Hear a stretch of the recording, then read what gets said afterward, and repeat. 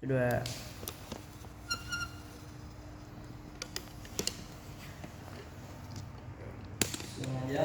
Assalamualaikum warahmatullahi wabarakatuh. Waalaikumsalam warahmatullahi wabarakatuh. Aduh, habis hujan ya barusannya. Iya nih, Pak. Iya nih.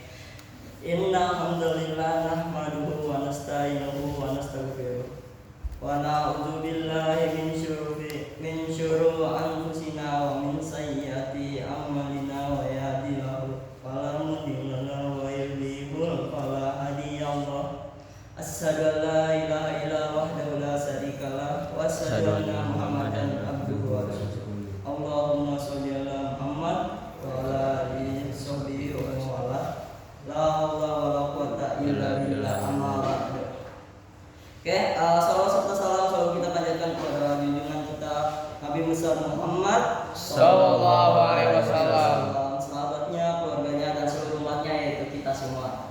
Oke, tidak lupa pula kita mendoakan keselamatan, kesehatan, kesejahteraan agar kita semua selalu bisa beribadah kepada Allah Subhanahu wa taala. Oke, mana nih barusan nih? Habis tawatkan berarti ya? Iya. Kita kan walaupun udah siang menjelang sore sih ya. Sahabat, mau cerita dulu nih. Ini tuh kita ada di majelis, ada yang tahu nggak? Jis apa tuh? Majelis apa? Belum tahu kita. Mustaqim Nurul Hidayah. Tapi kau tahu nih harusnya nih. Kau tahu kan kok?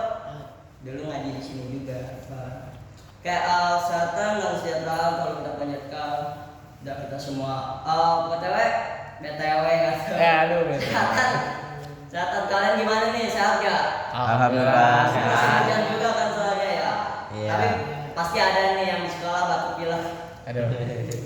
Dari sendiri bersin di sekolah katanya. Kayak bapak-bapak bujuk. Oke, ngomongin kesehatan nih, kesehatan sama kesejahteraan. Ada yang tahu nggak? Aku mau ngomongin apa? Ngomongin kesehatan. Ya, nih lebih jelas lagi. Nabi yang berhubungan sama kesehatan dan kesejahteraan, ada yang tahu nggak? Nabi Ayub. Nah, cocok. Tahu ceritanya? Jangan spoiler dulu tapi ya. Oh iya ya. Nabi Ayub nih, itu dulu, bukan dulu. Nabi Ayub tuh orangnya tuh sejahtera banget, kan kesehatannya juga, anaknya aja banyak. Tuh tentu aja didukung sama apa namanya tuh kesejahteraan atau hartanya. Untanya, dombanya, tanahnya tuh udah ratusan lah, tanahnya ratusan hektar kalau bisa bilang. Nah tapi Nabi Ayub tuh ada ujiannya juga.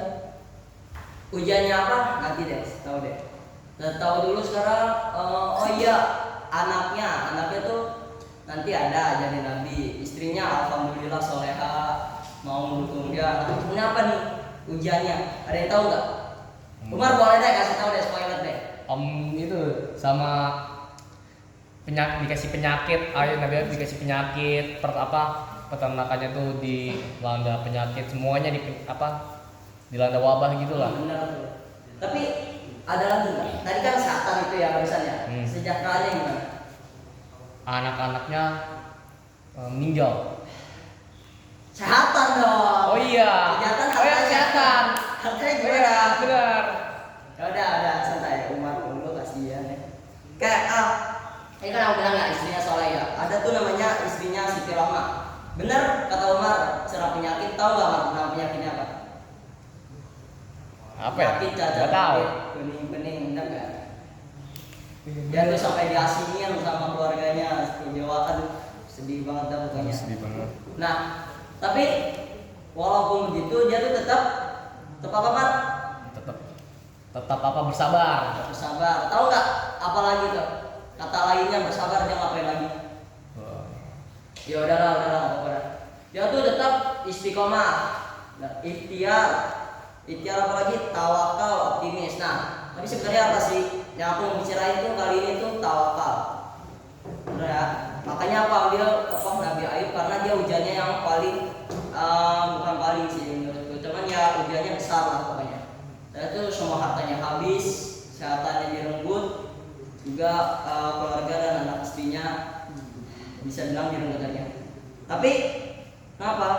Dia tuh tetap ngutamain tiga itu tadi, optimis, ikhtiar sama tawakal. Dia tuh tetap optimis bahwa ini, wah aku bisa sembuh, aku bisa kembali pulih di contoh aku sebelumnya. Lalu ada dia tuh ikhtiar, dia tetap berusaha gimana caranya aku bisa sembuh, gimana caranya aku bisa mendapatkan kembali harta yang aku punya. Nah, coba nih kalian nih, waktu ujian ngapain ikhtiarnya? SKS, tetap belajar pas malam. Mending ya SKS. Ada lagi nyari ujiannya nyontek. Aduh, siapa itu? Enggak lah. Semoga yang di sini nggak gitu semua lah ya. Amin, Bisa. amin, ya. SKS enggaknya itu paling paling parahnya SKS. Nah, dan itu dia tuh tawakal. Dia tuh tawakalnya bisa dibilang paling apa ya gitunya ya, bukan paling nih. Pengertiannya tuh tawakalnya tuh bisa dibilang ya mungkin paling lah ya sebutannya, bisa dibilang tuh paling bersabar, paling berserah kepada Allah. Dia tuh walaupun udah berusaha gimana aja dia berserah sama Allah. Nah, lalu ada juga sikap tawakalnya itu juga dimasukin ke dalam surat, yaitu surat At-Talaq ayat 3. Coba yang lagi megang HP boleh deh baca surat At-Talaq ayat 3. Kita baca bareng.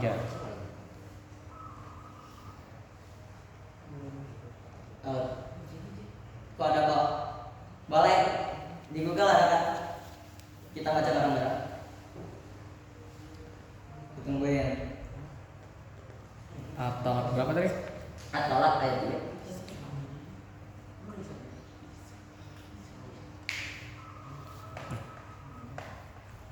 Teman-teman yang lain juga boleh ya. Ini kan di sini ada Al-Qur'an, boleh diambil Al-Qur'annya kalau mau.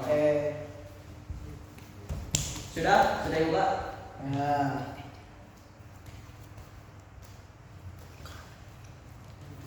Lumayan lama ya. Ya udah, mau Pak kita mulai aja sekarang. A'udzubillahi minasyaitonir rajim. Bismillahirrahmanirrahim. Wa yarzuquhu min haitsu la yahtasib. Wa may yatawakkal 'alallahi fa huwa hasbuh. Innallaha balighul amri. Qad ja'alallahu likulli syai'in qadir. Nih, tadi dari ayat itu kalian ingat sesuatu nggak yang tentang tawakal? Ya tawakal. Benar tuh. Nah, tapi sebenarnya apa sih arti dari ayat ini? Bentar, aku baca ya. Dan dia memberi rezeki dari arah yang tidak disangka-sangka. Dia itu yang dimaksud adalah Allah Subhanahu wa taala. Dan barang siapa yang bertawakal kepada Allah, niscaya Allah akan mencukupkan dalam berung keperluannya. Sesungguhnya Allah melaksanakan urusannya sungguh-sungguh. Allah telah mengadakan ketentuan bagi setiap sesuatu. Nah, dari itu tuh udah dijelasin bahwa kalau kita bertawakal tuh nanti urusan kita bakal dipermudah. Kita juga udah pasti dapat apa yang bakal kita dapetin, hak kita lah bisa disebutnya buat kita. Nah, tapi sebenarnya apa sih yang bisa bikin dia tuh bertawakal? Itu karena iman dia yang kuat. Di sini ada yang tahu nggak arti iman itu apa? Ya boleh, kamu lagi deh Umar deh. Diniatkan dengan hati. Enggak. Iya sih boleh sih. Coba lagi. Sederhananya niat itu yang percaya. Tapi kalau mau lengkapnya itu kerennya itu diniatkan dengan wes keren. Abis lihat itu tuh Pak Rifki. Oh iya Pak Rifki, Ustaz Rifki. Boleh. Diniatkan dengan hati, diucapkan dengan lisan dan diamalkan dengan anggota tubuh. Cakep. Umar tahu nggak tapi bahasa Arabnya gimana? Udah asal berapa? Ya udah nggak apa-apa. Sini kita baca, kita ngomong bareng-bareng. Aku duluan ya. Ma'rifatun bil qalbi wa qawlu bil lisani wa ma'lun bil arkan. Ingat gak? Coba ya. Ma'rifatun bil qalbi Ma'rifatun bil qalbi wa qawlun bil lisani wa qawlun bil lisani wal amalun bil arkan. wal amalu bil arkan. Yang artinya itu tadi apa, Bang? Diniatkan dengan hati, diucapkan dengan lisan dan dijalankan dengan anggota tubuh. Benar. Itu semua tuh yang udah dilaksanain sama Nabi Ayub selama dia dalam masa pengasihan atau yang disebut dalam ketika dia memiliki penyakit. Oke. Nah, tadi itu juga disebut sebagai 3 pilar iman. Jadi mana tuh iman kita tuh gak bakal sempurna kalau gak tiga-tiganya kita laksanain. Nah, sebut juga ya. Lalu ada juga kita kembali ke tawakal lagi. Memang kalau Nabi Ayub tuh tawakalnya yang paling maksudnya kita mungkin tidak bisa menyaingi lah ya. Benar ya? Benar tuh. Coba kalau uang kita hilang aja, apa yang kita pikirin? Uangnya kan? Iya. Gimana caranya supaya aku bisa ini hatiku nggak mikirin tentang uang terus, supaya ketika ibadah itu kita tetap ingat pada Allah dan pada firman. Nah, sini juga ada surat Al-Imran di ayat 159, di mana aku kasih aja petikan arti ayatnya. Kemudian apabila engkau telah membulatkan tekad, maka bertakwalah kepada Allah. Sungguhnya Allah mencintai orang-orang yang bertakwa. Nah, tadi kan 3 pilar iman itu aku bilang ada di Nabi Ayub ya. Sebenarnya istrinya tuh juga punya. Istrinya tuh yang selalu menolong dia ketika dia dalam musibah, itu dalam penyakitnya.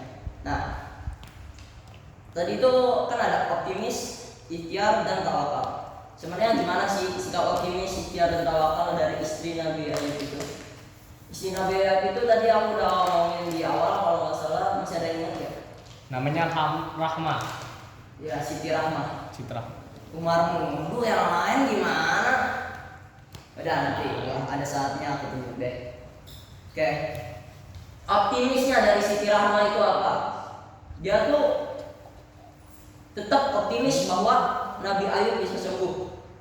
Dia nggak mau ninggalin Nabi Ayub walaupun dia penyakitan terus, hartanya udah nggak ada, mungkin juga dia dalam hatinya takut tertular, tapi dia tetap optimis bahwa ini bisa sembuh. Lalu yang kedua tadi ada ikhtiarnya. Ikhtiarnya tuh dia tetap menolong, dia tetap berusaha menyembuhkan Nabi Ayub, berusaha agar tetap ada di sisinya.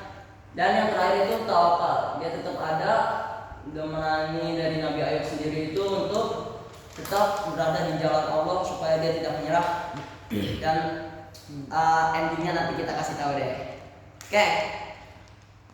Nah, tadi itu optimis sama ikhtiar berarti. Soalnya kan tawakal tadi aku udah nyebut nih 2 surat nih. Nah, sikap apa sih?